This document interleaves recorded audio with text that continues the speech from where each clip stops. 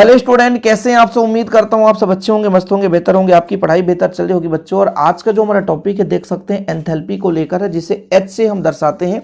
साथ में हम एंथैल्पी परिवर्तन के बारे में भी चर्चा करेंगे बच्चों। चाहे आप 11th क्लास में हो या ग्रेजुएशन कर रहे हो, आपकी सिलेबस में यदि एंथैल्पी है तो आपको कितना लिखना वो मैं आपको समझाने वाला हूँ। तो एंथैल्पी आखिरकार है क्या। जैसे मान लीजिए बच्चों, मैं आपसे कहूँ कि ऊर्जा नाम की चीज दुनिया में है, सही है ना। और ऊर्जा का ही एक रूप है ऊष्मा। ऊष्मा का मतलब क्या है, जैसे आप कहीं पे आग जल रहा है तो आप उससे ऊष्मा प्राप्त करते हैं, तो ऊर्जा का ही रूप है ऊष्मा। और ऊष्मा का ही एक नया नाम दे दिया गया बच्चों, एंथैल्पी। एंथैल्पी देखो, जैसे हम ऊष्मा हर जगह देते हैं, किसी भी कार्य को करने के लिए ताप देते हैं, मतलब ऊष्मा देते हैं, तो कहीं ना कहीं उसकी रासायनिक अभिक्रिया संपन्न होती है, वहां पे कार्य संपन्न होता है। लेकिन जैसे हम कुछ चीजों के अध्ययन करने के लिए उसका नाम अलग रख देते हैं, जैसे बच्चे का घर का नाम कुछ अलग है और वही यदि विद्यालय में देखा जाए तो उसका नाम कुछ अलग हो जाता है। प्यार से कुछ लोग और अलग से बुलाते हैं, जिसको जो आसान लगता है। इसी प्रकार वैज्ञानिक बड़े चतुर चालाक थे, बोले सुचारू रूप से अध्ययन करने के लिए हम एक एंथैल्पी शब्द का प्रयोग करते हैं। लेकिन ये एंथैल्पी शब्द का प्रयोग कहाँ किया जाएगा। जैसे मान के चलते हैं कोई रासायनिक अभिक्रिया किसी खुले सतह पर हो रही है, संपन्न हो रही है। मान लो भैया एक पात्र है, थोड़ा समझो बेसिक चीज, तब आपको समझ में आएगा एंथैल्पी है क्या। अब ये चीज है कि बच्चों, ये जो रासायनिक अभिक्रिया हो रही है एक पात्र में खुला है, और खुला का मतलब ये है कि यहाँ का जो दाब है वो दाब है वायुमंडलीय दाब के बराबर, ठीक है, वायुमंडलीय दाब के बराबर। और सबको पता है कि वायुमंडलीय दाब जो है बच्चों स्थिर होता है। क्या होता है, स्थिर होता है।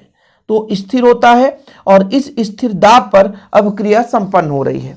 थोड़ा समझने की कोशिश करेंगे कि यदि हम किसी भी खुले पात्र को लेकर उसमें कोई रासायनिक अभिक्रिया संपन्न करा रहे हैं, तो कहीं ना कहीं वो वायुमंडलीय दाब के आधार पर वो खुले पात्र पर रासायनिक अभिक्रिया संपन्न होता है।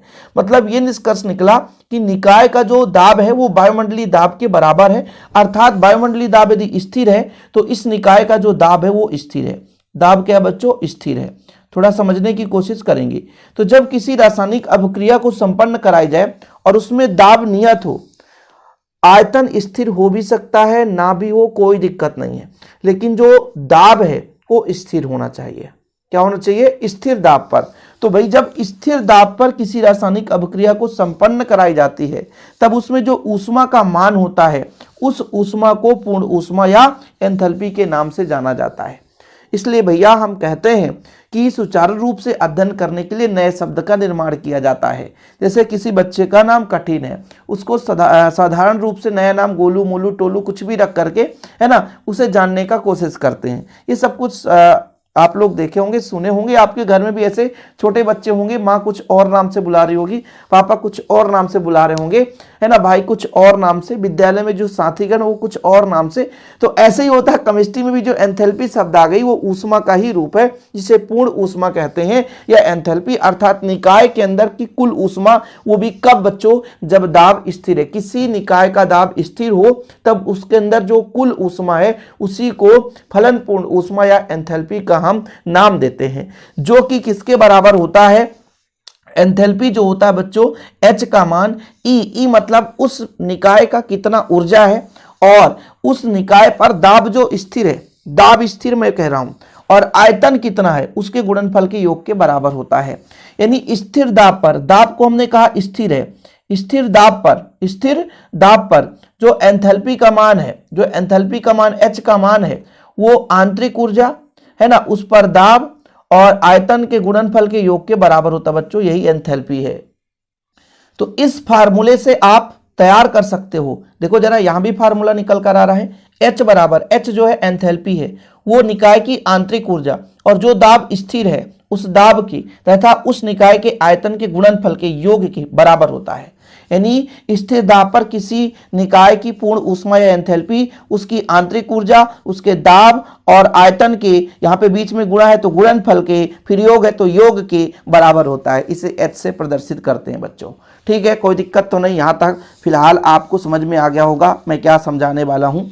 अब मैं कहता हूँ कि मान लीजिए एक निकाय था, है ना, इस निकाय में रासायनिक अभिक्रिया संपन्न हो ही रही है ना। तो किसी स्थिति पर जब दाब मान लीजिए स्थिर है, दाब तो स्थिर रहेगा, तो एक कंडीशन है कि इस पर जो H1 एंथैल्पी मान के चलता हूं, आयतन V1 है और आंतरिक ऊर्जा E1 है। दाब हमारा कांस्टेंट है, दाब में कोई परिवर्तन नहीं होगा। लेकिन बच्चों यदि ये ऊष्मा ग्रहण कर ले, समझ रहे हैं ना, इसी दाब पर निकाय द्वारा ऊष्मा ग्रहण करने के कारण, यदि मान लीजिए निकाय जो ऊष्मा ग्रहण कर ले, क्या कर ले, ऊष्मा, कहीं ना कहीं से दाब स्थिर है, ऊष्मा ले लिया, इसको हम गर्म कर दिए, मान लो ऊष्मा ग्रहण करने के बाद इसका जो एंथैल्पी है कितना हो जाएगा, H2, आयतन V2 और आंतरिक ऊर्जा भी कुछ ना कुछ यदि परिवर्तन हो जाए तो E2 हो जाएगा। ये चीज तो मैं कह सकता हूं ना, कोई दिक्कत तो नहीं है। तो मैंने माना कि माना स्थिर दाब पर किसी निकाय का प्रारंभिक अवस्था में एंथैल्पी H1, आंतरिक ऊर्जा E1 तथा आयतन V1 है, तब समीकरण 1 से, समीकरण 1 क्या कहता है, H बराबर, यानी एंथैल्पी बराबर, जो एंथैल्पी है वो आंतरिक ऊर्जा E1 लेके चलता हूं, दाब स्थिर है और आयतन V1 है, इसको समीकरण 2 दे देता हूं।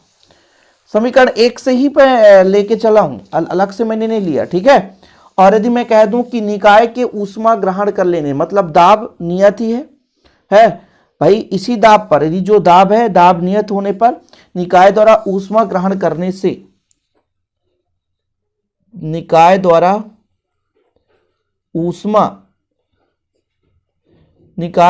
ऊष्मा ग्रहण करने पर निकाय का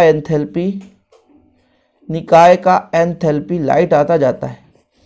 एंथैल्पी कितना हो जाएगा, H2, आंतरिक ऊर्जा कितना हो जाएगा बच्चों, E2 तथा आयतन V2 हो जाता है, आयतन V2 हो जाता है। तब समीकरण 1 से ही लेकर चलेंगे, तब समीकरण 1 से H के जगह H2 हो जाएगा, नहीं दिख रहा आपको, अब दिखेगा, ठीक है। E के जगह E2 हो जाएगा, P स्थिर है, V के जगह V2 हो जाएगा, समीकरण 3 हो जाएगा।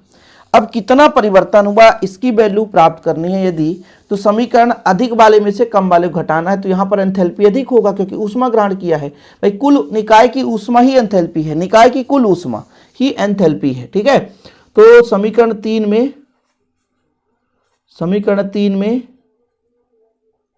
समीकरण 2 को घटाने पर, घटा दो बच्चों, तो जब घटाओगे तो आपका बन जाएगा H2 माइनस H1, इधर हो जाएगा E2 माइनस E1 प्लस में PV2 माइनस PV1, ऐसे ही होगा ना, अलग से तो कुछ आएगा नहीं। इसके आगे का कंसेप्ट क्लियर करो, ये H2 minus H1 del H हो जाएगा, बराबर ये डेल E हो जाएगा, और P को बाहर ले लो तो V2 माइनस V1, ऐसा ही होगा, मतलब डेल H बराबर del E plus P del V हो जाएगा। ये चीज़ है बच्चों, यहाँ तक क्लियर है, कोई दिक्कत तो नहीं, कोई डाउट तो नहीं है। अब मैं यदि आपसे कह दूं कि जहां डेल H क्या है, जहां डेल H एंथैल्पी में परिवर्तन है, ठीक है, एंथैल्पी में परिवर्तन है। डेल E क्या है बच्चों, आंतरिक ऊर्जा में परिवर्तन, आंतरिक ऊर्जा में परिवर्तन, ये क्या है, डेल E है। वह डेल V निकाय के आयतन में परिवर्तन है, निकाय के आयतन में परिवर्तन है, निकाय के आयतन में परिवर्तन है, ठीक है बच्चों, यहां तक क्लियर हो गया। तो ये हमारा एंथैल्पी परिवर्तन प्राप्त हो चुका है। यदि एंथैल्पी का क्वेश्चन आता है तो आपको इतना ही करना है, इसके अलावा कुछ नहीं करना है। एंथैल्पी में परिवर्तन पूछा जाए तो शॉर्टकट में बच्चों इतना आप कर देते हैं तो आपको बराबर नंबर मिल जाएगा। आपके सिलेबस के अकॉर्डिंग, आपके बोर्ड एग्जाम तो आपको नहीं कह सकता हूँ 11th क्लास में, मतलब एनुअल एग्जाम में कैसा पूछा जा सकता है उसके अकॉर्डिंग आपको यहाँ पर वीडियोज मिलते हैं। पहली बार है चैनल को सब्सक्राइब कर लें। और हाँ बच्चों, हमारे द्वारा नोट्स प्रोवाइड किया जाता है जिसका चार्ज 100 रुपीज़ लगता है, 100 रुपये चार्ज है एक सब्जेक्ट के, है ना, एक सब्जेक्ट के 100 रुपये चार्ज। बेहतर रूप से हैंड रिटन नोट्स आपको प्रोवाइड किए जाते हैं। मिलते हैं अगली वीडियो के साथ। जय हिंद, वंदे मातरम।